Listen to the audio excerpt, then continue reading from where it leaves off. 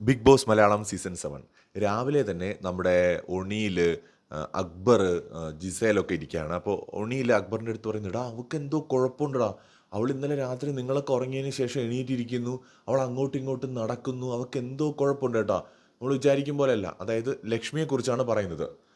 ലക്ഷ്മി രാത്രി ഉറങ്ങാതെ എല്ലാവരും ഉറങ്ങിയതിന് ശേഷം എണീറ്റ് അങ്ങോട്ടും ഇങ്ങോട്ടും ഉലാത്തുകയാണ്, നടക്കുകയാണ് എന്നൊക്കെയാണ് ഇവർ പറയുന്നത്.